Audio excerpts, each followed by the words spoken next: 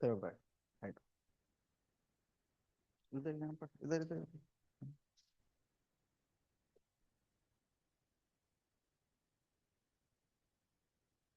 So last class में we were doing about normal reaction. Okay. So next question on normal reaction is this. Suppose a sphere has been kept in this manner. The mass of the sphere is m, and these are 2 points of contact. This is the center of the sphere. Please draw its FBD. Free body diagram बनाइए इसका.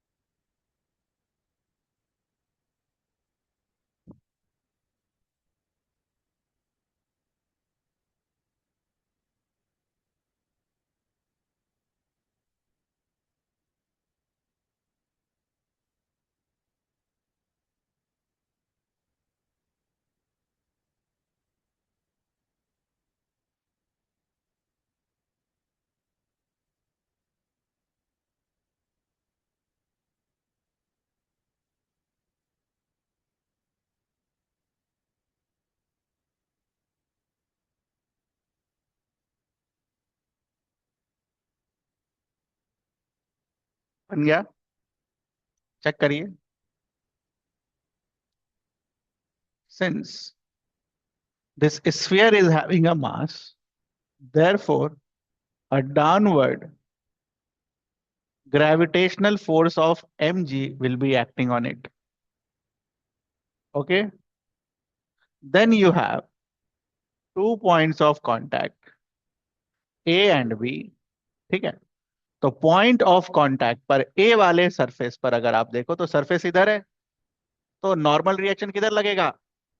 Perpendicular to the surface, away from the surface, या फिर towards the body. दोनों में से जो बोलना हो बोलो. तो ये हमारा सरफेस है ए, है ना.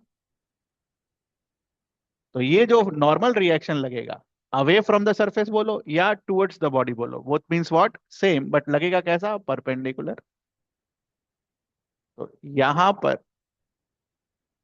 एक नॉर्मल रिएक्शन आएगा at point A. Similarly, you have a point B. ये रहा surface. This is your point B, away from the surface and perpendicular to the surface. Away from the surface and perpendicular to the surface. This will give you B. ठीक है. So this will be written as NB. अभी हम कुछ भी friction वगैरह सब consider नहीं कर रहे हैं. हमने दो ही चीजें पढ़ी हैं, वेट और नॉर्मल रिएक्शन. उसको कैसे ड्रॉ करना होता है, उसको कैसे लिखना होता है, वो हम सीख रहे हैं. तो ये आया आपका answer. Next.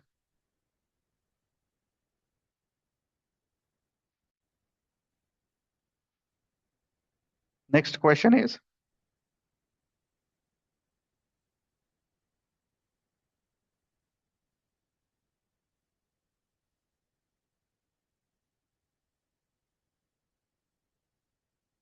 a body is kept like this. This angle is theta. ये एक सरफेस है और ये एक सरफेस है. Draw it's free body diagram. Draw it's free body diagram.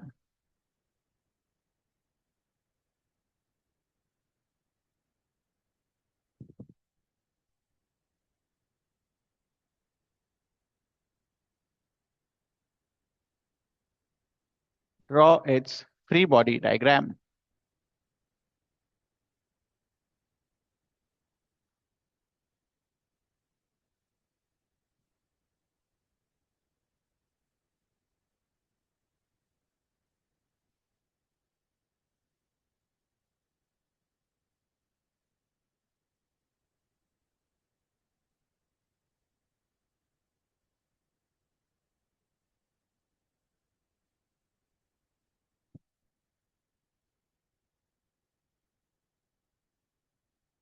बन गया?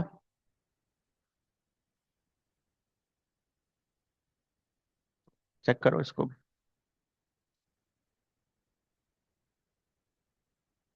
So this is your M mass.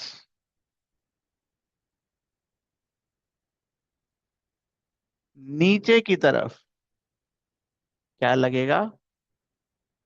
mg। ठीक है।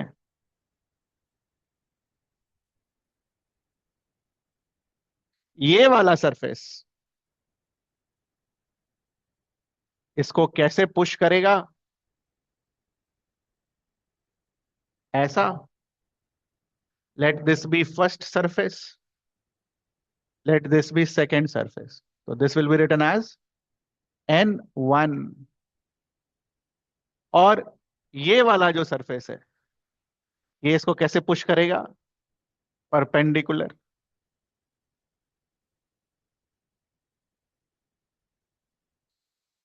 This will be N2। Now, my question to you is, if the entire system is in equilibrium,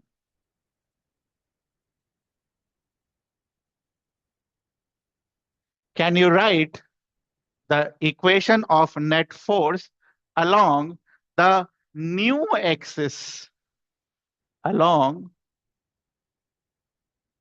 the new axis? ये है आपका new axis, ठीक है, ये वाला new axis. Right the equation along new axis.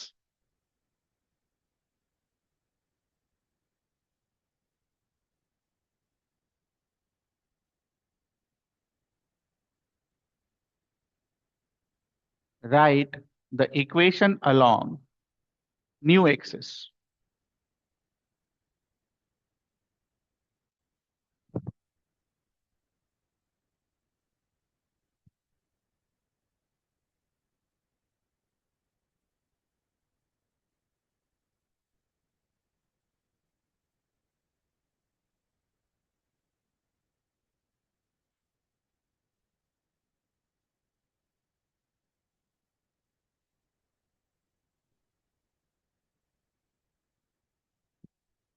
Right the equations along new axis.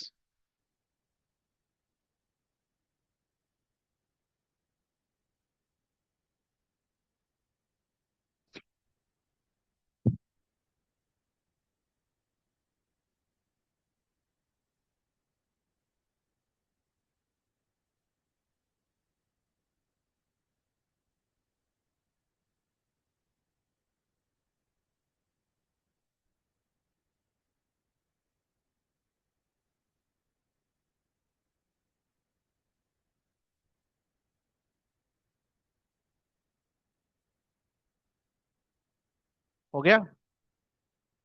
Online बच्चे आप लोगों का हो गया? तो we know that if this angle is theta, तो ये वाला एंगल कितना आने वाला है बेटा? थीटा। आया ये? और एक बार वो एंगल अगर थीटा आ गया, ये क्या होगा? ये ऐसे वेक्टर था एरो के साथ, थीटा की तरफ कॉस थीटा और थीटा से दूर साइन थीटा, तो एम जी कॉस थीटा।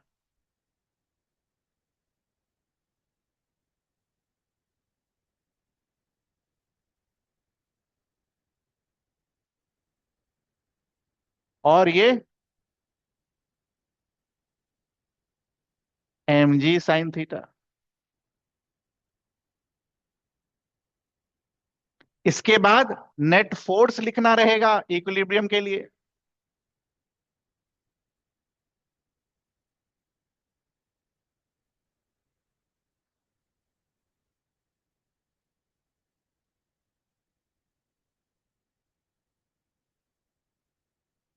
तो एक्स दिशा में अगर आप नेट लिखोगे तो एक्स दिशा में क्या है, N1।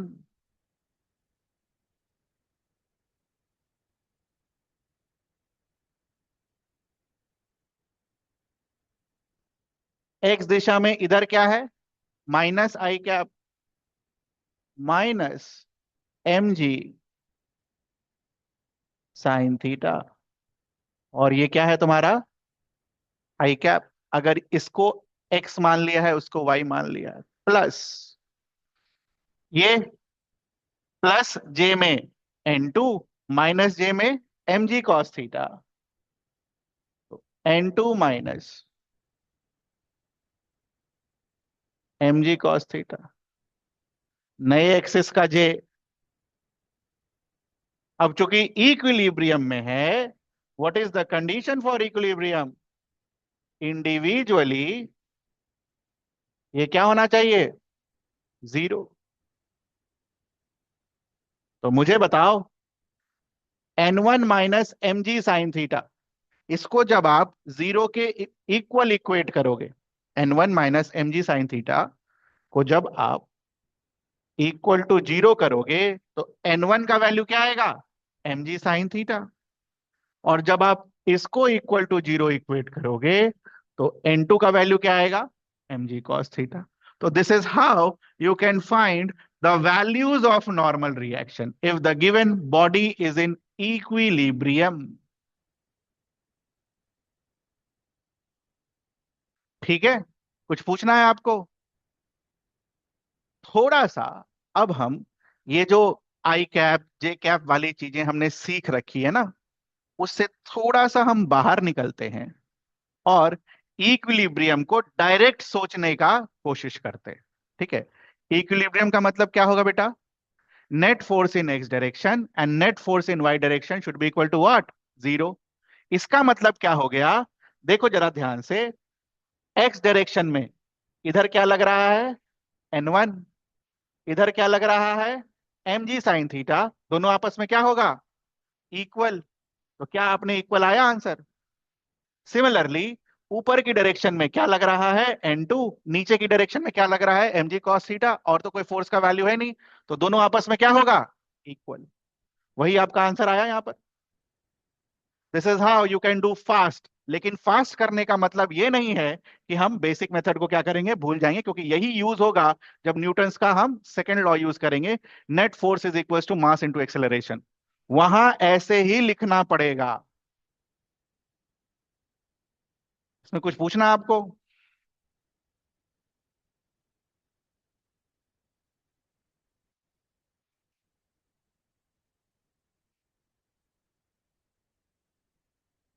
ऑनलाइन बच्चे, आप लोगों को कुछ पूछना है?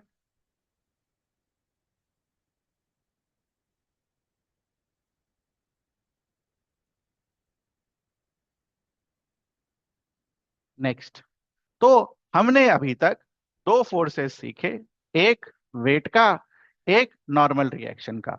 नेक्स्ट फोर्स जिसको आपको वेक्टर फॉर्म में बनाना सीखना है, that is the force of tension. Tension का फोर्स को आपको बनाने सीखना है। टेंशन,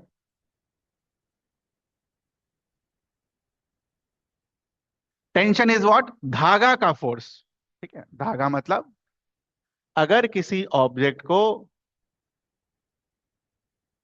एक रस्सी से बांध कर लटका दिया जाए तो इस धागे में जो फोर्स आएगा that will be called tension का फोर्स। सो टेंशन का फोर्स का कंसेप्ट ये आपको क्लियर है? Now can you tell me what kind of force it would come, whether it be a pull force or a push force, pull force or a push force, on the basis of your experience? किसी भी चीज को अगर आप हाथ में लटका कर चलो तो आप चीज को क्या कर रहे होगे, खींच रहे होगे। ठीक है, तो this is an example of pull force. ठीक है, और अगर कोई पुल है, अगर कोई चीज पुल है, तो जब आप एफबीडी इसका बनाओगे तो it will be what, away from the body. ये समझ में आता है आपको?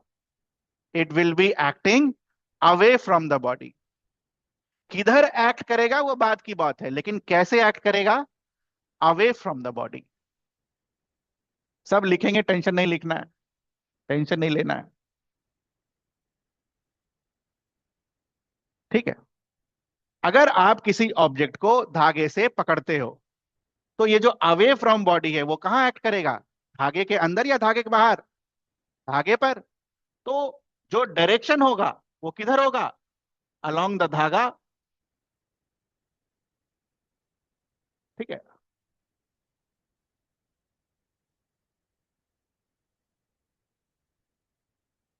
तो टेंशन का फोर्स लिखने के लिए ये दो चीजें हमें जरूरी है, बॉडी से दूर और धागे के अलोंग। ये समझ में आता है हमें? तो इसका थ्योरी लिख लो। टेंशन किसको बोलेंगे, हाँ बोलेंगे अंग्रेजी में, डेफिनेशन। समझ आ गया क्या होता है टेंशन? अंग्रेजी का डेफिनेशन लिखो।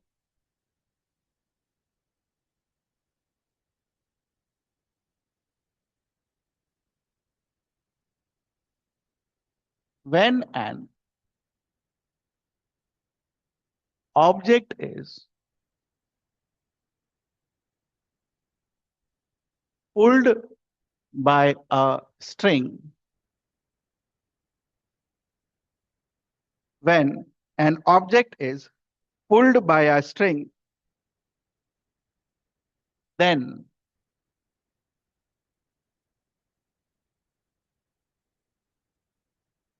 the force applied by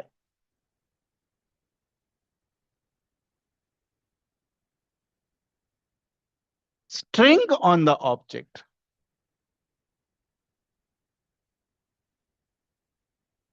इस लाइन को अंडरलाइन करिएगा, force applied by string on the object, not object on the string. The force applied by string on the object is called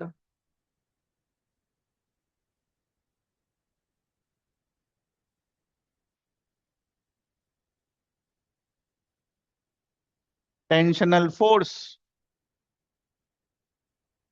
or simply tension. It is represented by symbol capital T. It is represented by symbol capital T.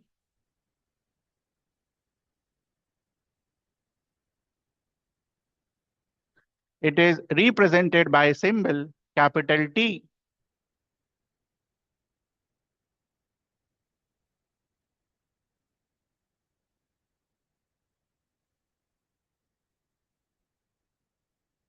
Since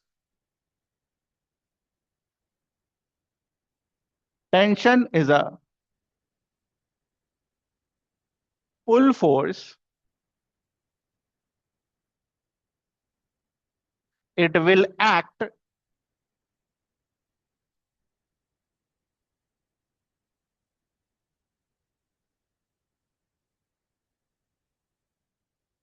away from body.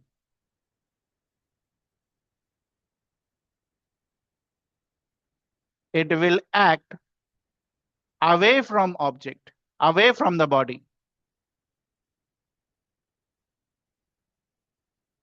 And second important thing,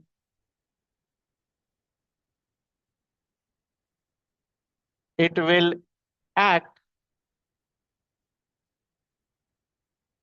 along the string, धागे के along।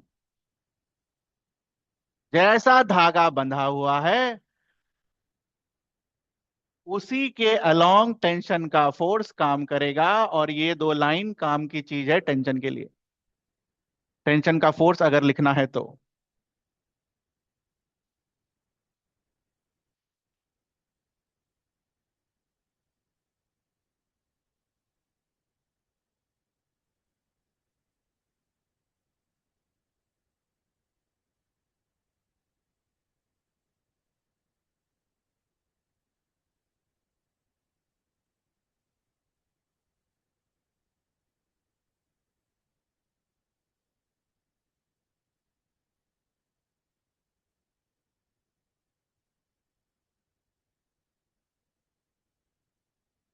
Example,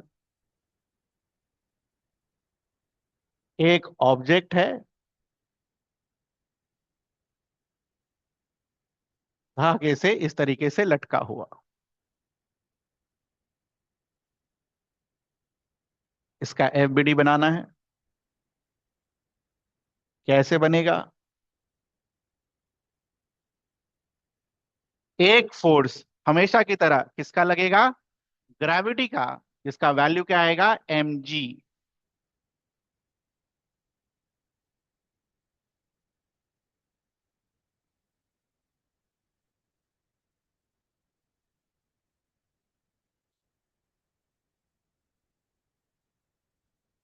और दूसरा force जो कि पुल force होगा, कहाँ आएगा? धागे का। कैसे बनाओगे?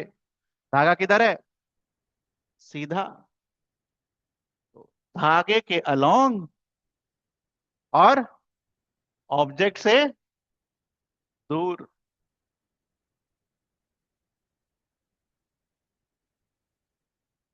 धागे के अलोंग और ऑब्जेक्ट से दूर।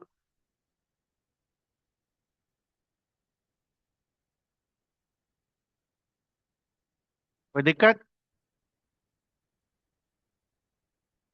तो क्या हम इस टेंशन के फोर्स को ऐसा बना सकते थे? ऑब्जेक्ट से दूर तो वो भी है। इसमें क्या गलत है? धागे के अलोंग नहीं है। क्या ऐसा बना सकते थे? ऑब्जेक्ट से दूर तो ये भी है।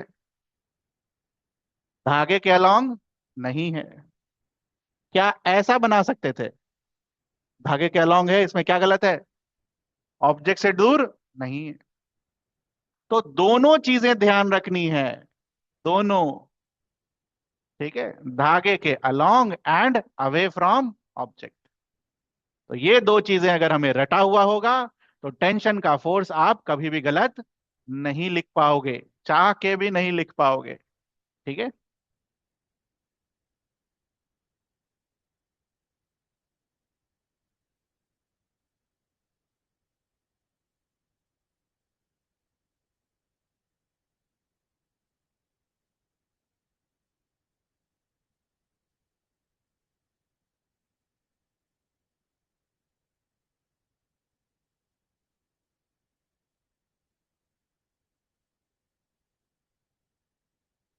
This is of mass m।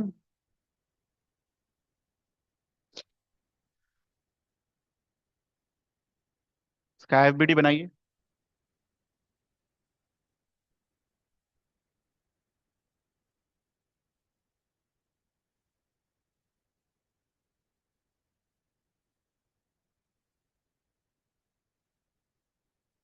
हम बस वेक्टर का एप्लीकेशन सीख रहे हैं बेटा। ठीक है, कंपोनेंट में तोड़ना और उसको कैसे यूज करते हो, नहीं तो फालतू खाली कंपोनेंट में तोड़ते कैसे हैं ये सीखकर कुछ होने जाने वाला है नहीं।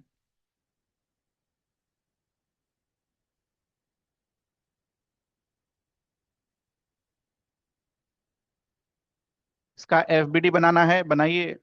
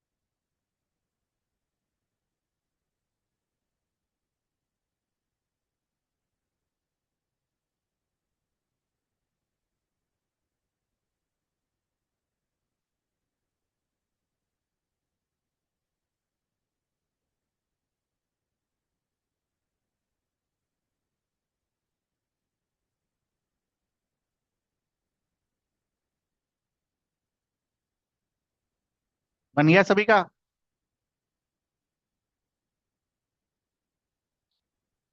कितने फोर्सेस हैं? एक ग्रेविटी का और एक धागे का। ठीक है।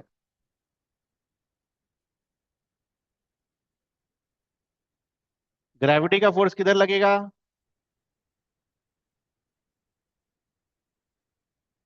नीचे की तरफ। इंपॉर्टेंट है धागे का फोर्स। कैसे लिखते हो आप? What are the two things?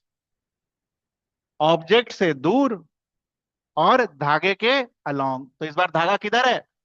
इधर। और एरो कैसा बनेगा? ऐसा। This will be your T. आया ये आंसर आपका? ऑब्जेक्ट से दूर और धागे के अलोंग। इतना ही याद रखना है इसके लिए।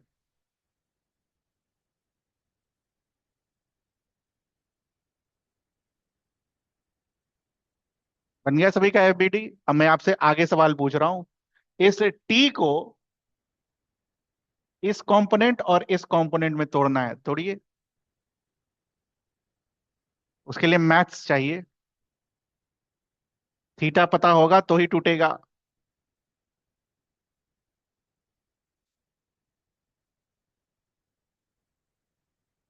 इस टी को दो कंपोनेंट्स में तोड़ना है। One along this and one along this.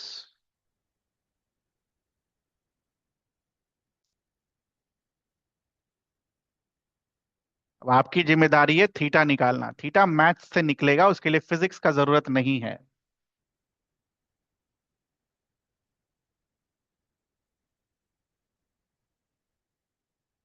जिसने भी एग्जाम्पल नंबर 1 डाउट पूछा था, आपका क्लियर है डाउट? अब कैसे लिखते हैं टेंशन का फोर्स?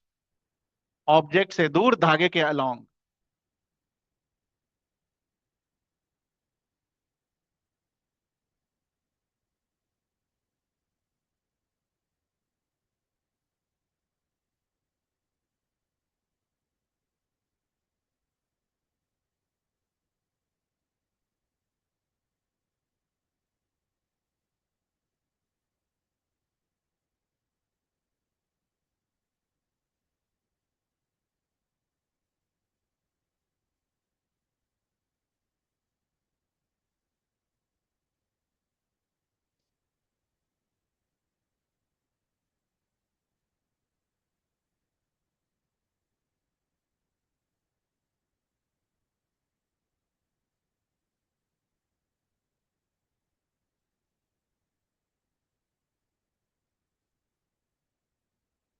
हो गया? अच्छा, तो पहले मैथ्स देखते हैं कि कौन सा एंगल थीटा आएगा, ये वाला या ये वाला।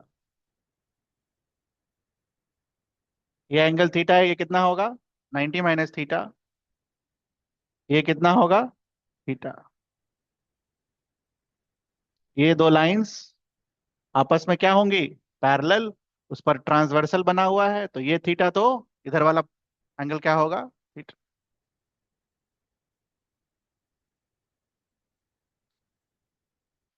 So what will be this component, काले वाले का? T cos theta. और ये वाला कंपोनेंट क्या होगा? T sine theta. Now tell me, can this body be in equilibrium along y-axis? Is there a possibility? क्या इक्विलिब्रियम में हो सकता है y एक्सिस के along? y एक्सिस के along?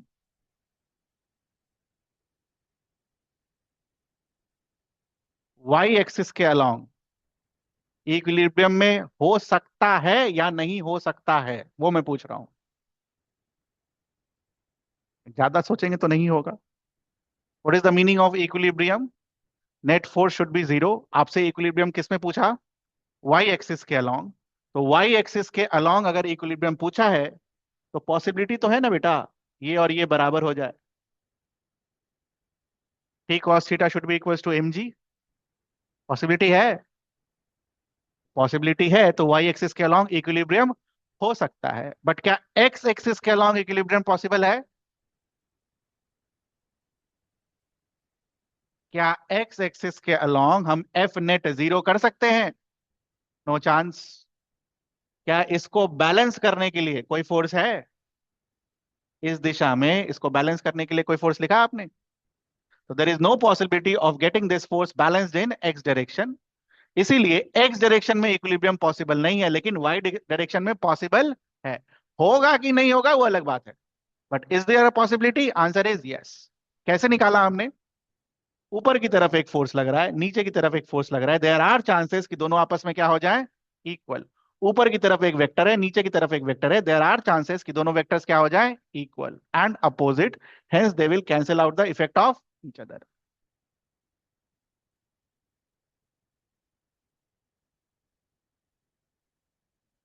इसमें कुछ पूछना है आपको?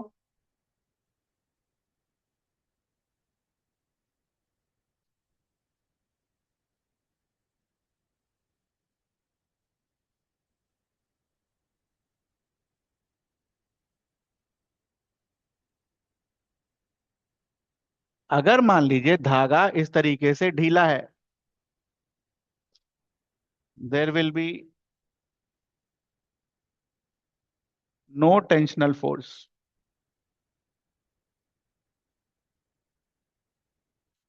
This type of position is called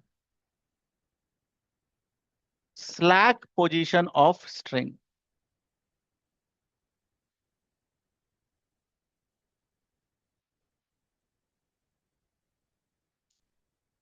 slack position of string.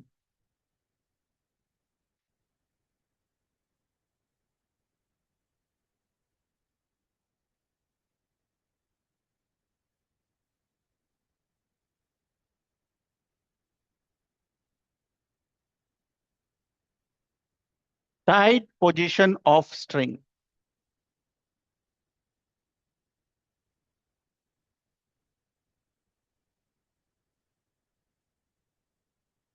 In this position, string will apply some force.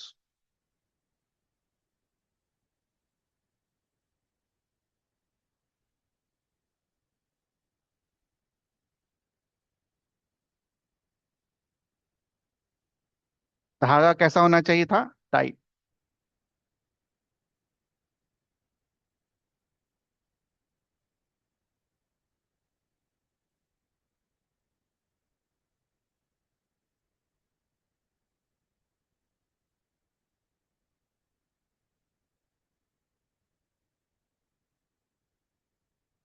Note हो गया?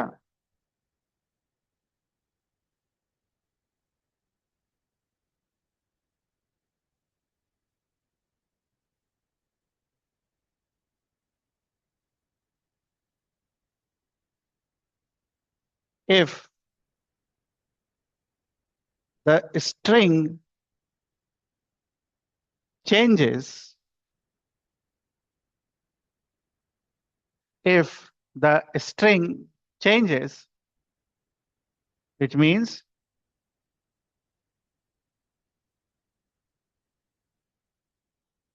more than one string, then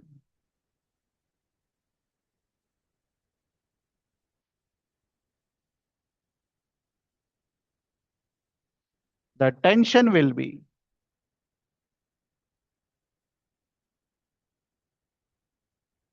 different for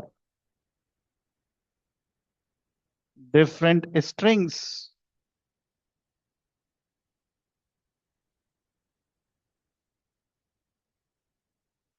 Then the tension will be different for different strings.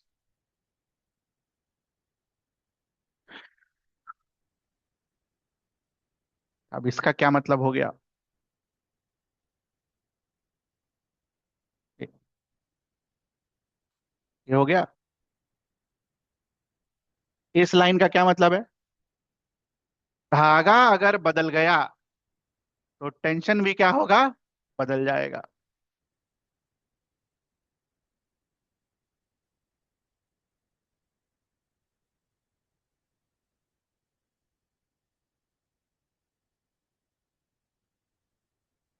अभी कितना धागा है? एक। एक धागा और ले लेते हैं।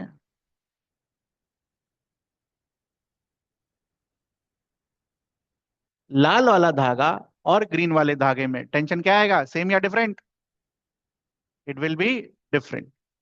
तो एक को T1 मानोगे तो दूसरे को क्या मानना होगा? T2। ठीक है। M1 का FBD बना के दिखाओ, और फिर M2 का FBD बना के दिखाओ।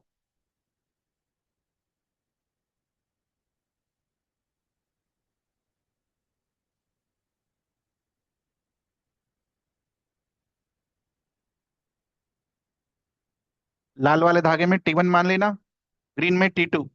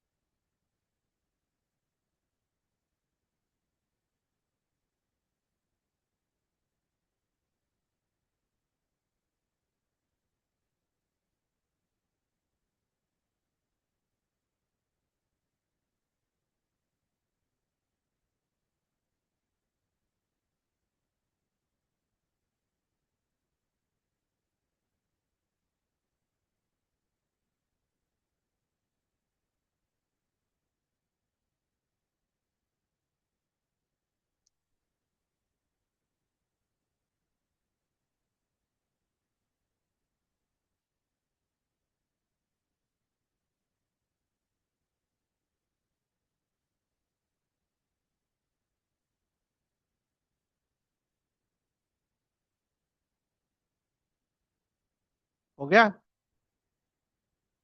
M1 का क्या लिखोगे? M1G। ये आया सभी का? M1 के ऊपर कितना धागा है? दो। एक लाल वाला और एक हरा वाला। धागे का टेंशनल फोर्स कैसे लिखते हैं? ऑब्जेक्ट से दूर, धागे के अलोंग। तो T1 कैसे लिखोगे? ऑब्जेक्ट से दूर और धागे के अलोंग। T2 कैसे लिखोगे? ऑब्जेक्ट से दूर और धागे के अलोंग। ये आया आपका?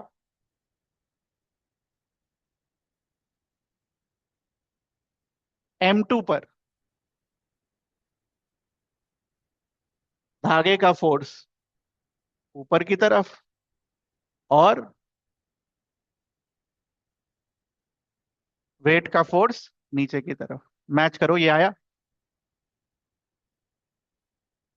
Now my question to you is, if both of them are in equilibrium, लिखो इक्विलिब्रियम का कंडीशन इसके लिए।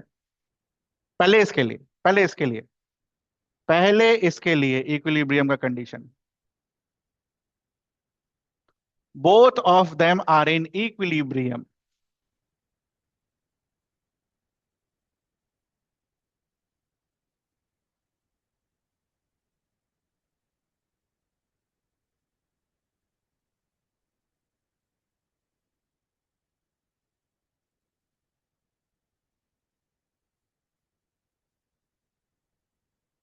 इक्विलिब्रियम का कंडीशन लिखिए।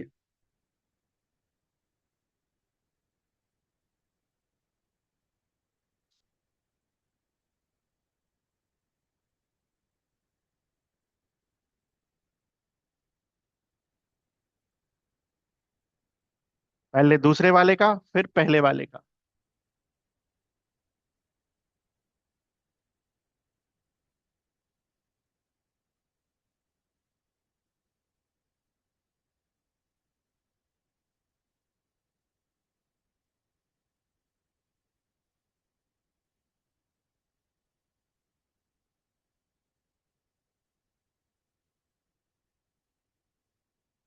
अब तो कोई दिक्कत नहीं होना चाहिए। T2 जे कैप माइनस M2G जे कैप, इसका क्या लिखाया?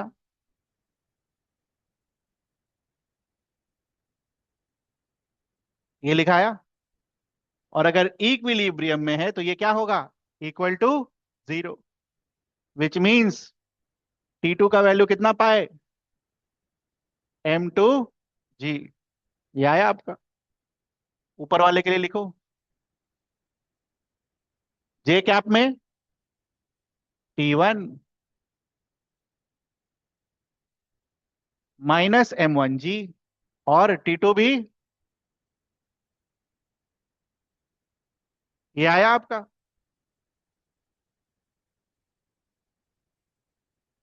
ये आया सही सही। नहीं आया तो कौन सा वाला बताना है, बताओ जल्दी से। T1 प्लस जे कैप M1G माइनस जे कैप T2 माइनस जे कैप। तो T2 माइनस जे कैप M1G माइनस जे कैप। जे कैप लिखा हुआ नहीं है वो अलग बात है, लिखते तो यही लिखते ना यार। और चूंकि इक्विलिब्रियम में है तो क्या होगा, इक्वल टू जीरो। करो इक्वल टू जीरो, क्या पाओगे, M1G प्लस T2, और T2 का वैल्यू यहां निकाल रखे हो, पुट करो।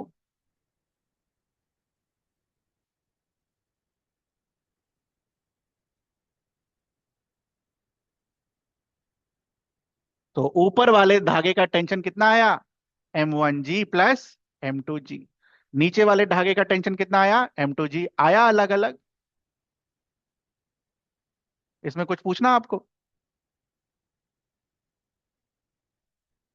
नीट में यही सब आता है।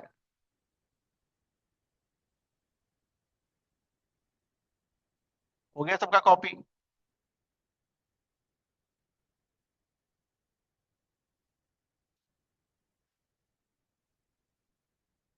देखिए क्या सीखे।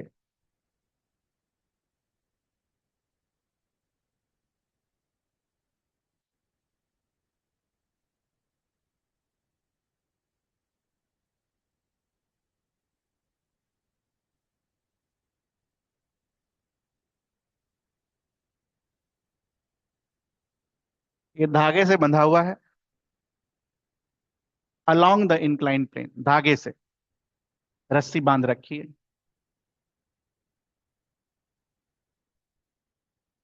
Question is, draw FBD if the body is in, second question is in equilibrium,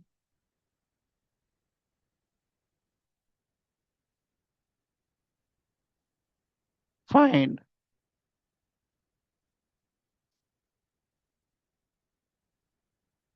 tension in the string।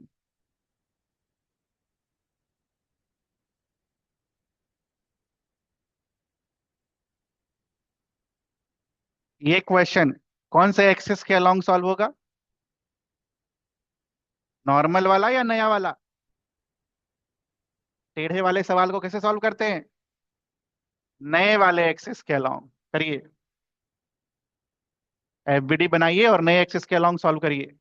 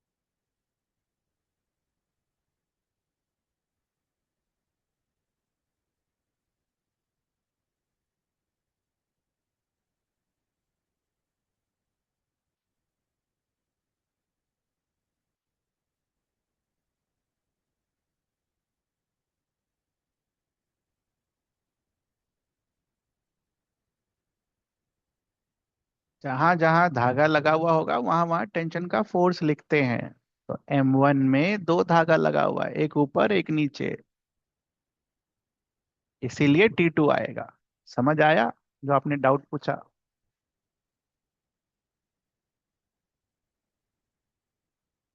दो धागे लगे हुए ना बेटा, T1 और T2 दोनों।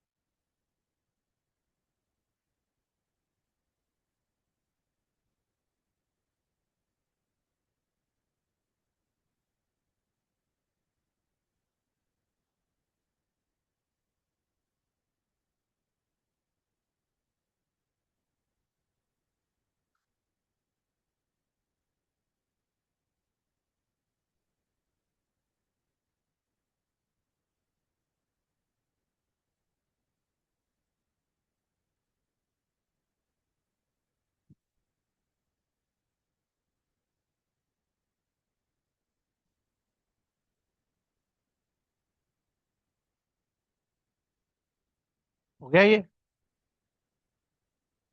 तो सबसे पहले ये FBD बन गया सभी का। ड्रॉ करूं मैं?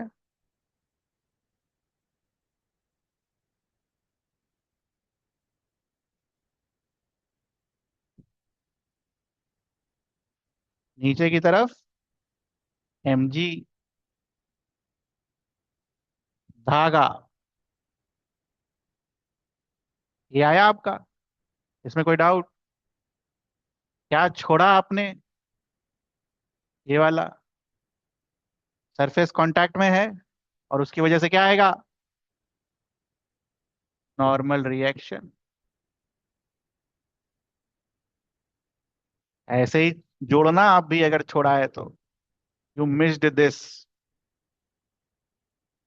तब आप सीखोगे, जब दोबारा रिवाइज करोगे तो आपको सीखोगे कि हाँ भाई, ये हमसे गलती हो गया था।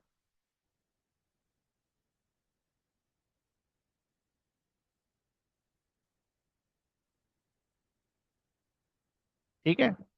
अब इतनी बार हमने ये सवाल कर लिया है, हमें ये पता है कि ये सवाल हमें कौन से एक्सेस में सॉल्व करना होता है, नए वाले में। तो नए वाले में सॉल्व करने के लिए नया एक्सेस बनाएंगे। और अब तो ये रटा हुआ है, ये थीटा, ये वाला क्या आएगा? थीटा। ये mg का कंपोनेंट क्या देगा आपको? mg cos theta. और उसी mg का कंपोनेंट इधर क्या देगा आपको? mg sin theta. लिख दो अब इक्विलिब्रियम। एफ नेट क्या लिखोगे? ऊपर की तरफ n, नीचे की तरफ mg cos थीटा।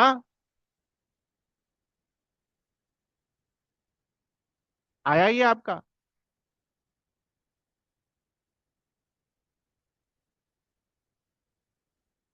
आया? Plus t minus mg sin theta I cap. ये आया? अगर ये इक्विलिब्रियम में है तो ये दोनों फोर्स आपस में क्या होंगे? Zero. t minus mg sin theta is equal to zero, therefore t का वैल्यू क्या आएगा?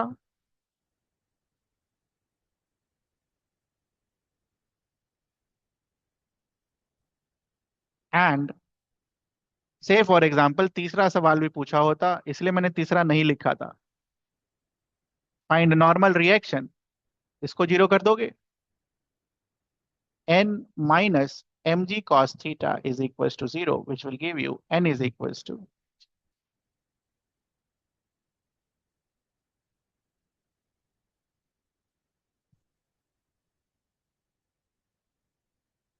कोई दिक्कत? जितने भी मैंने आपको एग्जाम्पल्स कराए हैं, दो तीन चार, ठीक है, एक बार सभी को अच्छे से ध्यान से देखिए, शुरू से, सिंपल वाले से लेकर डिफिकल्ट वाले तक। Please look into it. और जोन सा भी एग्जाम्पल आपको नहीं समझ में आया वो पूछिए। आप देखेंगे यहाँ पर हमने सारा कंसेप्ट खाली वेक्टर का यूज किया है, कोई भी फिजिक्स कुछ नहीं लगाया हमने। बस वेक्टर को तोड़ रहे हैं और जोड़ रहे हैं, और कुछ तो कर ही नहीं रहे अभी तक। तोड़ना कैसे है, जोड़ना कैसे है, वो सीख रहे हैं।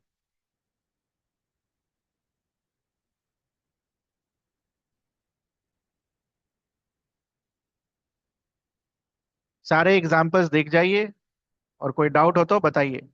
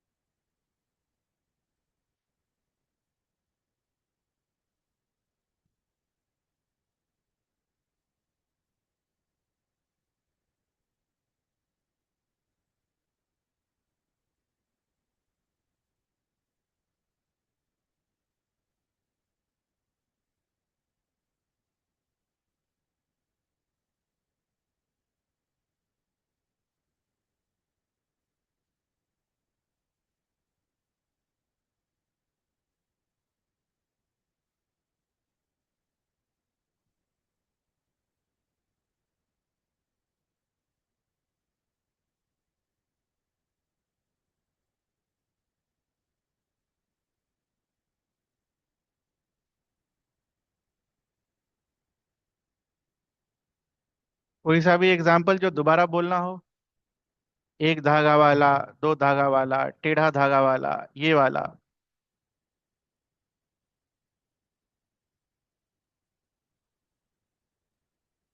एक बात बताओ, इसी में अगर एक और जोड़ देता तो कर लेते हम। इसी में मान लो एक और जोड़ देता तो क्या करना होता? इसका भी एफबीडी बनाना होता, और इस धागे का टेंशन क्या लिखना होता? T2। और फिर same process.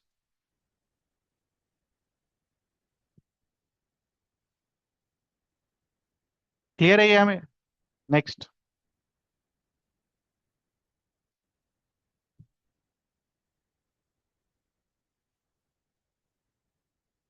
while solving problem on string, we assume two things.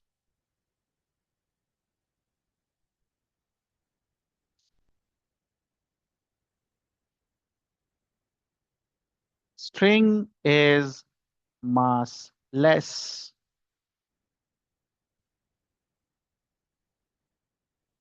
String is non-stretchable.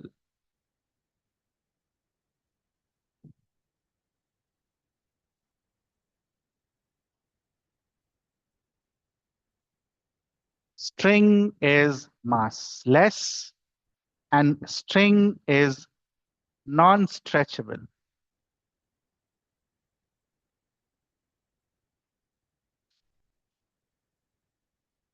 इसका reason will be given later.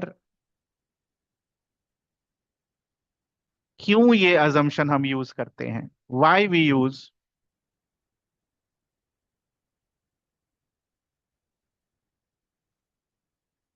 this assumption? Assumption number 2, इसका रीजन आपको लेटर पढ़ाया जाएगा जब हम फोर्स वाला चैप्टर करेंगे, डायनेमिक्स का, तब। पहले वाले का रीजन अभी बताया जाएगा कि स्ट्रिंग को मासलेस अज्यूम करना क्यों जरूरी है।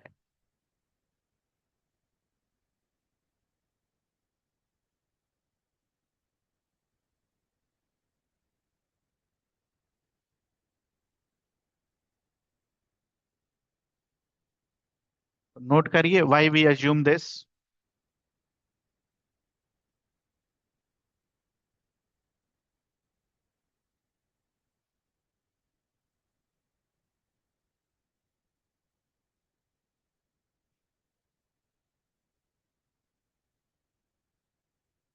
सपोज क्लास में 3 स्टूडेंट्स हैं। पहला स्टूडेंट बोला कि हम धागे का ये पॉइंट कंसिडर करेंगे, लेट दैट पॉइंट बी 1। दूसरा बोला हाँ पॉइंट 1 कंसिडर करेंगे और क्या लिख देंगे, एफबीडी ड्रॉ कर देंगे। तो वो कैसे एफबीडी बनाएगा,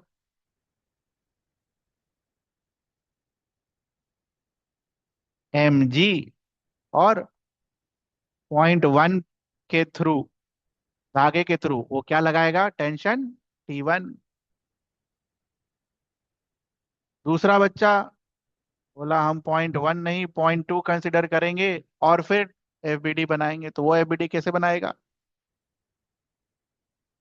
एम जी, ये रहा धागा, ये रहा पॉइंट 2 और वो लिखेगा T2। से फॉर एग्जाम्पल तीसरा बच्चा रहा,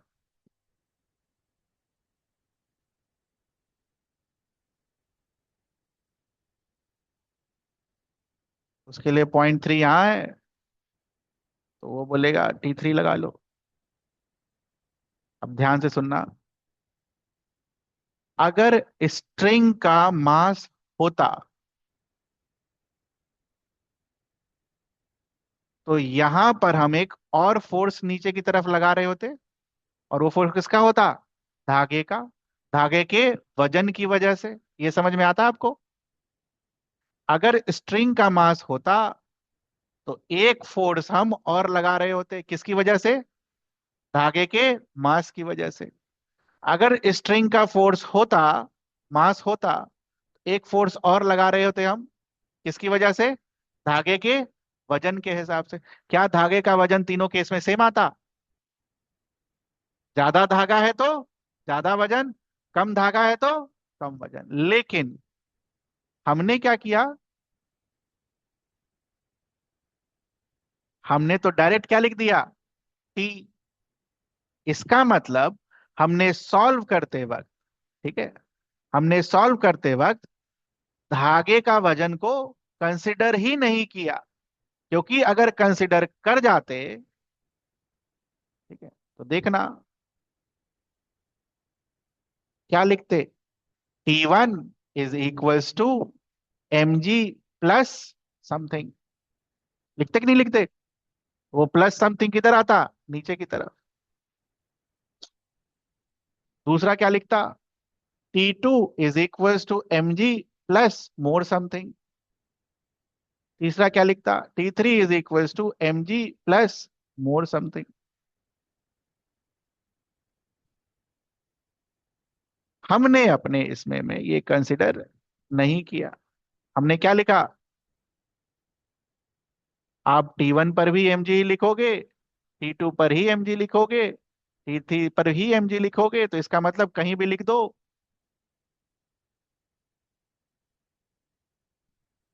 tension will be what, same. कब, if mass of string were to be what, zero या नॉन जीरो, जीरो। तभी कर सकते हो ऐसा। समझ में आ रहा है ये चीज, स्ट्रिंग का अपना वजन ना हो तो ये छोटे वाले ब्लॉक का वैल्यू भी जीरो, इस ब्लॉक का वैल्यू भी जीरो और इसका भी वैल्यू जीरो। नोट कर लो।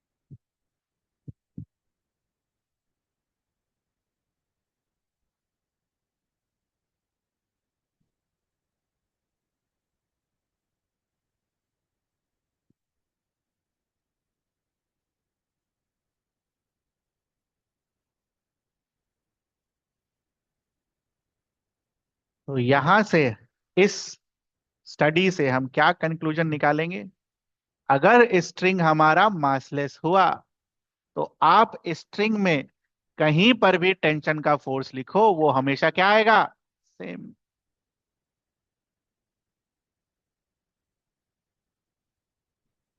ये बन गया।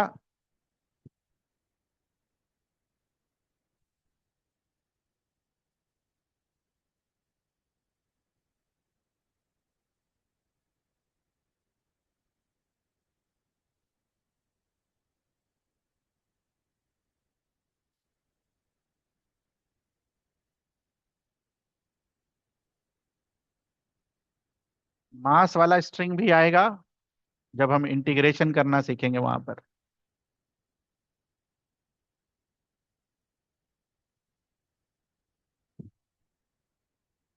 Conclusion, if string is massless, then tension at all point of string will be same।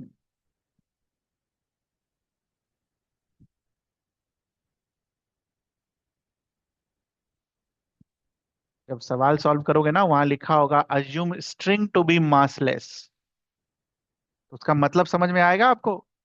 String to be massless का क्या मतलब है? पूरे धागे के अलोंग टेंशन क्या रहेगा? Same.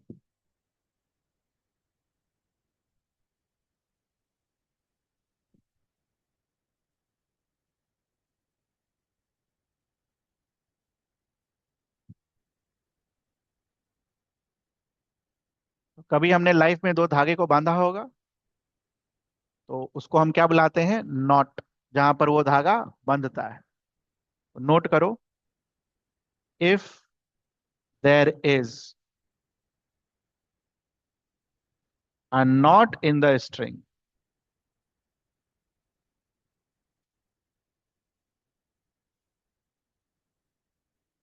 tension on either side of knot will change। रटना है ये, टेंशन सेम नहीं लिख देना है।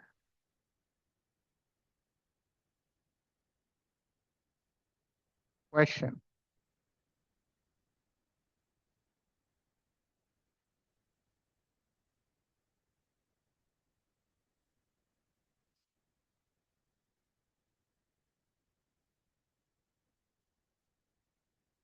ये धागा है, एक ही धागा था ऐसा,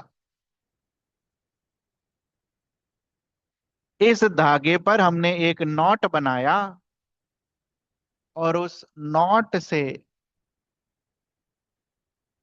एक ब्लॉक को नीचे ऐसे लटका दिया।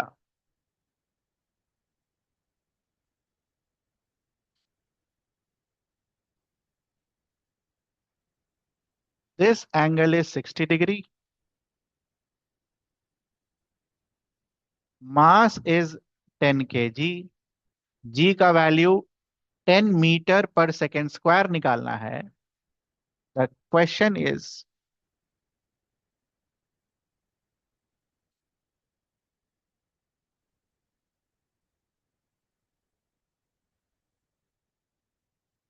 Find tension in each portion assuming the system being in equilibrium।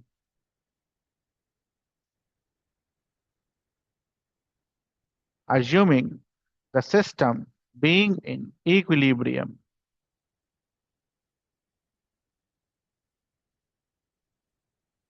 घबराना नहीं है, ये मैं आपको स्टेप्स बताऊंगा और आप करोगे। तो पहला step, draw the FBD of mass. Block का एफबीडी बनाइए, बस ब्लॉक का,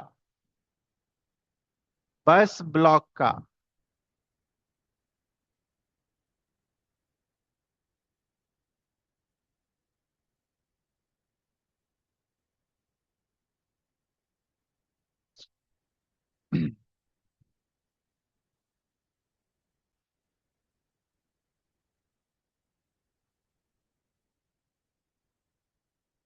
बन गया।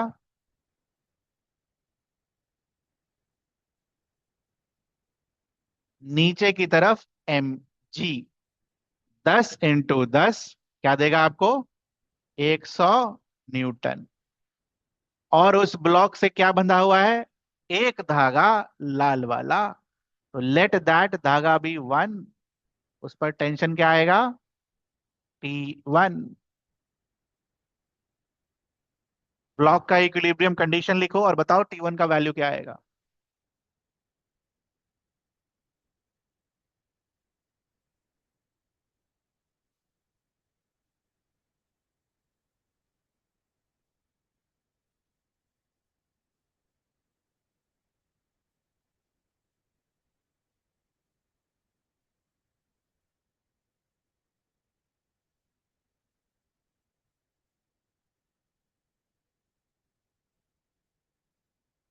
आया सभी का? T1 का वैल्यू 100 न्यूटन। कोई ऐसा है जिसका नहीं आया हो? Draw FBD at knot. Knot पर FBD बनाओ।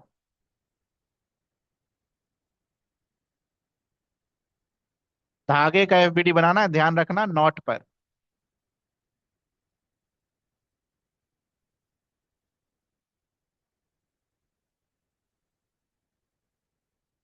Late this side be 2 and let this side will be 3। दोनों टेंशन सेम होगा?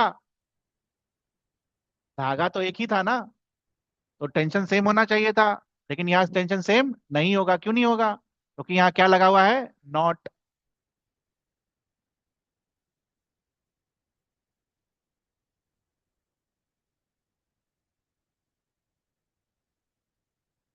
लिखा गया? बन गया डायग्राम?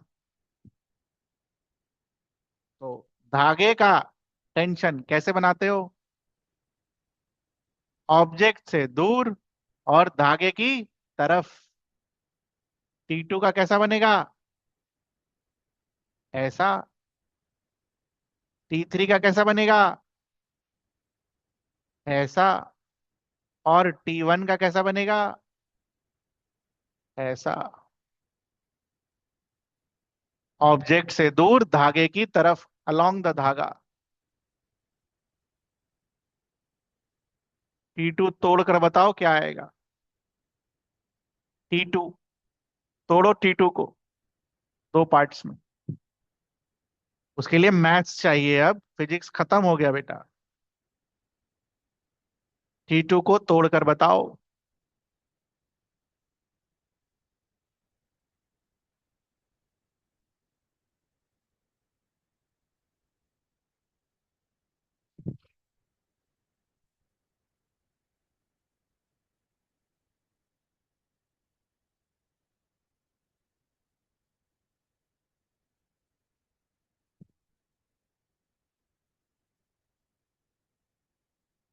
FBD में उधर अभी थीटा, ये तो दिया हुआ है थीटा।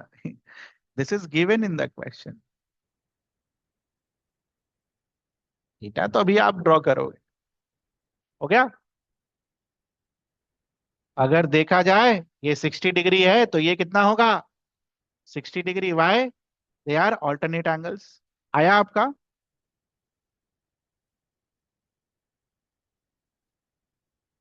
T2 को तोड़ लिया आपने? इधर वाला क्या लिखाया?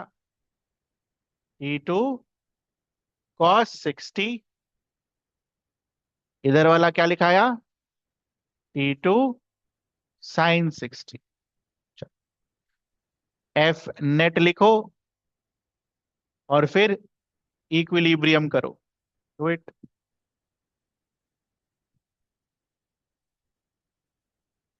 आप खुद देखो, ऐसा कोई सा भी लाइन नहीं है जो मैंने बोला और आप नहीं लिख पाए। इंपॉर्टेंट ये है कि आप प्रैक्टिस करिए और याद करिए कि कैसे लिखते हैं। एफ नेट लिखो और इक्विलिब्रियम बताओ क्या आएगा।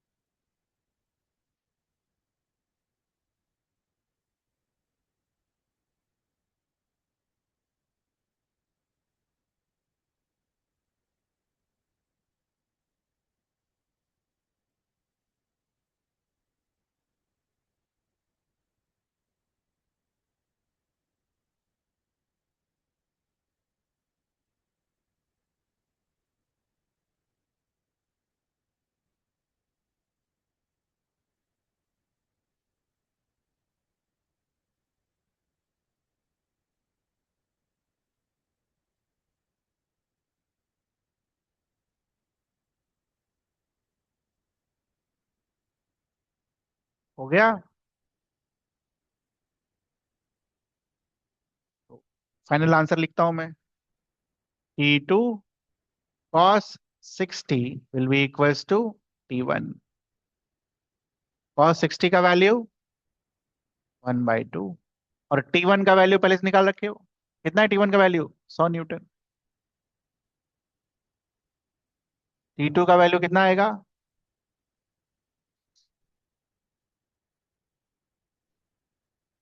तो ये आपका एक इक्वेशन आया होगा, एक दूसरा वाला आया होगा। दूसरा, T3 is equals to T2 sine 60।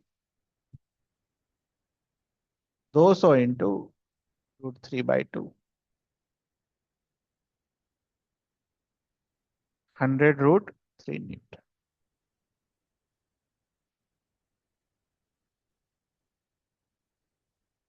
आप अपने कॉपी में चेक करिए, ये आया आपका कि नहीं। सॉल्व हुआ नहीं हुआ वो बात का बात है, ये आया हमारा। वो आ गया तो मतलब सीख गए हैं, बस खाली वैल्यूज इधर उधर पुट करना है और कुछ नहीं। वो हो जाएगा समय के साथ। इसमें कुछ पूछना है आपको? लास्ट क्वेश्चन आज का।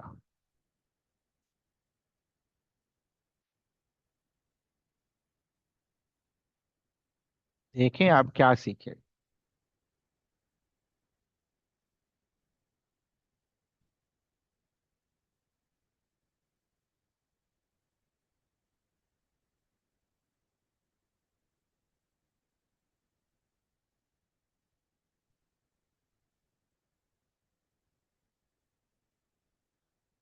This is string number 1। This is string number 3। This is string number 2।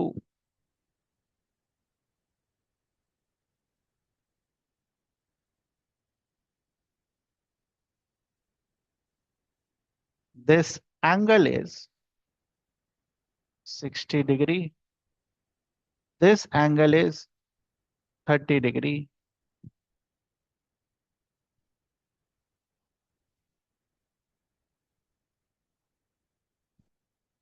Given T1 का value is 10 Newton. Find T2, T3 and W।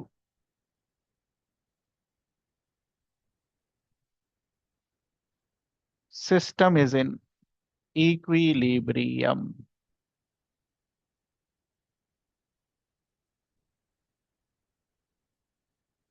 Process क्या होगा? बोलो बच्चा। एक एफबीडी किसका बनेगा? ऑब्जेक्ट का। और एक बीडी कहाँ बने, एफबीडी कहाँ बनेगा? नॉट पर। करो।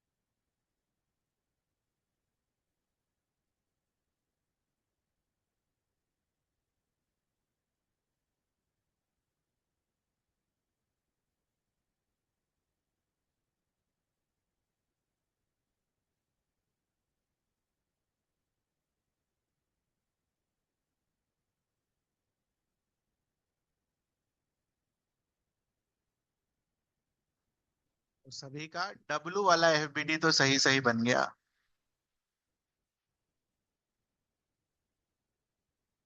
नीचे की तरफ mg, mg को वहां पर W दे रखा है।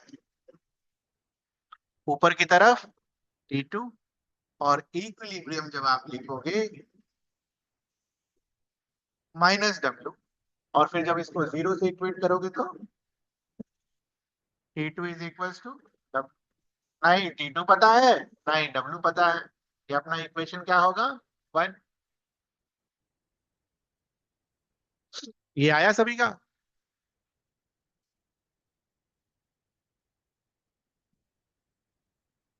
आया ये? नॉट का FBD भी सबने एक आध को छोड़कर सही बनाया है। नीचे की तरफ T2, इस धागे की तरफ T3, और इस धागे की तरफ T1। इसके बाद लोगों को नहीं समझ में आ रहा कि क्या करें। तो हमें क्या पता है कि हमें इसको सॉल्व करने के लिए किसका किसका कंपोनेंट चाहिए, T1 का और T3 का। इसको तो कंपोनेंट में तोड़ने की जरूरत नहीं है। तो T1 और T3 का अगर कंपोनेंट चाहिए तो उसके लिए क्या चाहिए होगा, एंगल। फिजिक्स का तो कोई क्वेश्चन है नहीं, वो तो मैथ का क्वेश्चन। तो मुझे बताइए कि ये एंगल क्या आएगा, जो इतना हम स्ट्रगल कर रहे हैं एंगल निकालने में। ये 30 डिग्री, ये कितना होगा, 30 डिग्री। ये 60 डिग्री, तो ये कितना होगा, 60 डिग्री। काम हो गया।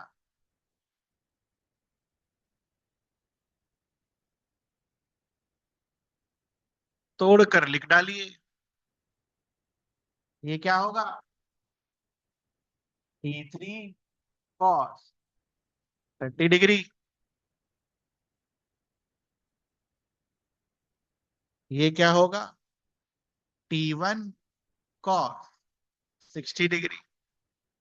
T1 का इधर वाला कंपोनेंट T1 sin, और T3 का इधर वाला कंपोनेंट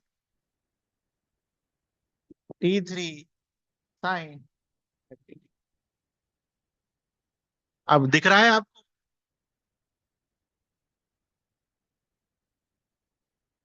ये क्वेश्चन किसका है, वेक्टर का।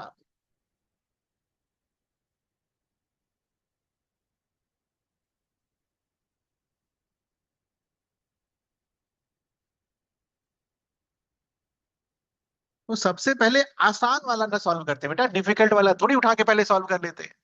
जैसे ये आसान था, ये पहले कर लिया। अब इसमें से कौन सा वाला आसान है, एक्स एक्सिस वाला या वाई एक्सिस वाला। वाई एक्सिस में तीन झंझट है, एक्स एक्सिस में कितना है, दो। दोनों एक दूसरे के क्या है, अपोजिट। इसका मतलब दोनों क्या होगा, बराबर। T1 cos 60 degree is equal to T3 cos 30 degree.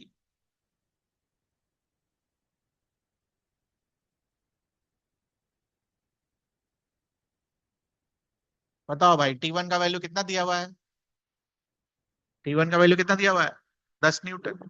Put कर दो 10।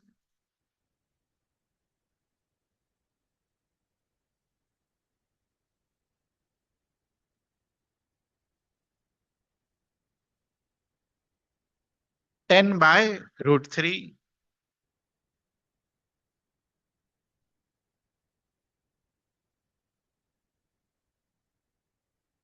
जल्दी से सॉल्व करके मुझे T2 का वैल्यू बताओ क्या आएगा।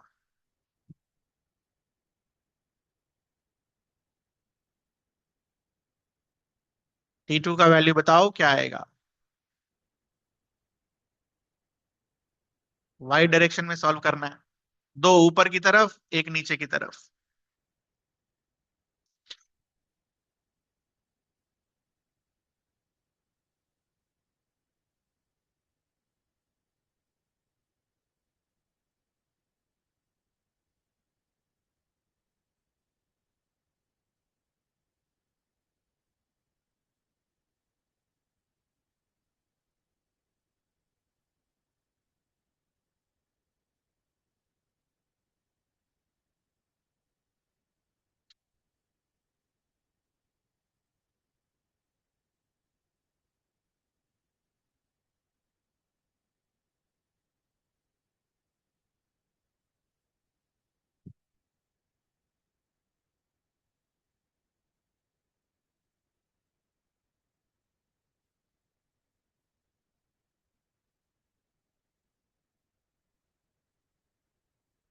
ये आया आपका, वैल्यूज पुट कर दीजिए। T1 का value is 10, sign 60 is √3/2। T3 का वैल्यू इज 10/√3, साइन 30 का वैल्यू इज 1/2।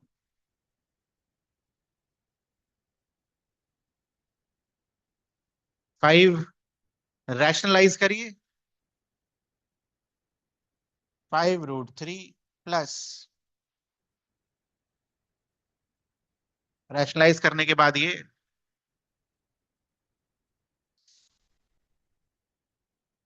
15 प्लस 5, 20√3/3। एक ने आंसर दिया 20/√3, सही है। रैशनलाइज करने के बाद यही आएगा। तो W का वैल्यू क्या होगा बेटा? T2 के बराबर है। So W will be equals to 20/3√3।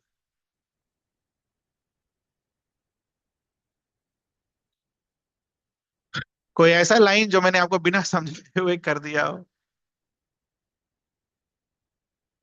सब दिमाग में जा भी रहा है कि नहीं? इंपॉर्टेंट तो वो है। इसमें मैथ्स का सिर्फ वेक्टर वाला पोर्शन है। अप्लाई कैसे करते हैं? कंपोनेंट तोड़कर जोड़ना घटाना, कंपोनेंट तोड़कर जोड़ना घटाना, और तो कुछ नहीं किया। ना ही मल्टीप्लीकेशन किया है, ना ही डिवीजन किया है। कंपोनेंट तोड़ना है, जोड़ना घटाना, कंपोनेंट तोड़ना है, जोड़ना घटाना। एक एक्स्ट्रा चीज हम सीख रहे हैं कि कंपोनेंट को लिखते कैसे हैं, क्योंकि ये चीज अगर आप 3 महीने बाद सीखोगे ना तो फिर समझ में ना आने वाला पूरा फोर्स। तो अभी आपके खून में होगा, तो कम से कम जब फोर्स पढ़ रहे होगे तो फोर्स तो कम से कम दिशा तो लिख ही दोगे। एक घर के लिए होमवर्क।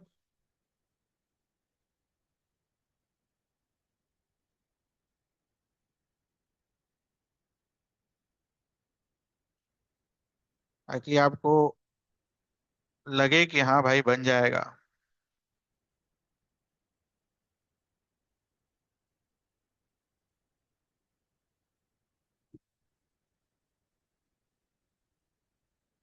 ईमानदारी से बनाना, बन जाए।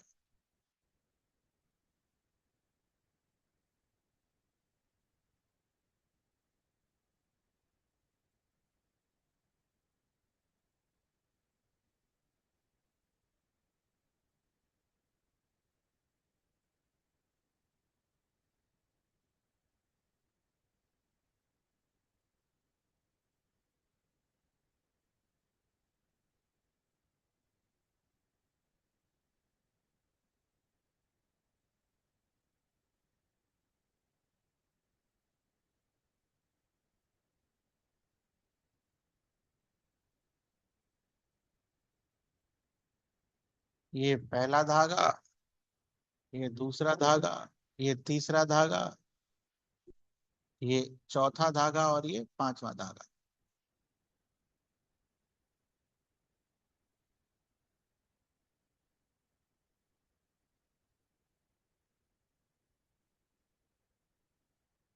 This is 37 degree,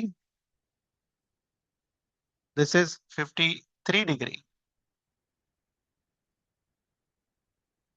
it is given at W1 is equal 300 Newton.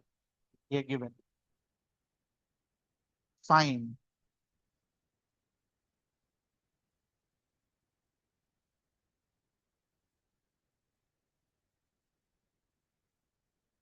T4,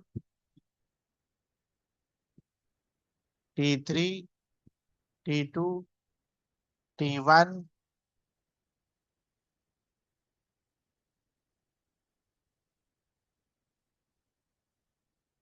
T5 and W2।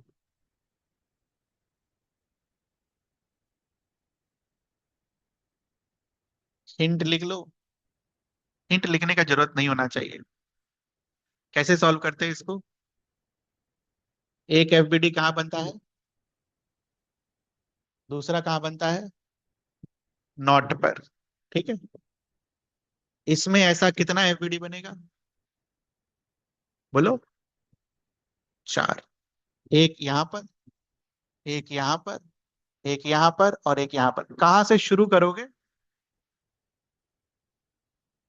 One से, टू से, नॉट से, कहां से? यहां से शुरू करोगे। क्यों? क्योंकि वो गिवन है। ठीक है। तो जो चीज आपने अभी एक पर किया, एक वजन और एक नॉट पर, वही आपको यहां पर दो नॉट्स पर करने हैं। और सही में अगर ये बन जाता है आपसे, इससे बढ़िया कॉन्फिडेंस बूस्टर नहीं आएगा। आराम से घर पर 20 मिनट 25 मिनट लेकर बनाना, सही बनाना। ठीक है। वो बिल्कुल सही बनेगा, कुछ इसमें ऐसा नहीं कोई रॉकेट साइंस हो। किसी को कुछ पूछना हो तो पूछ सकते हो, नहीं तो आप जा सकते हो।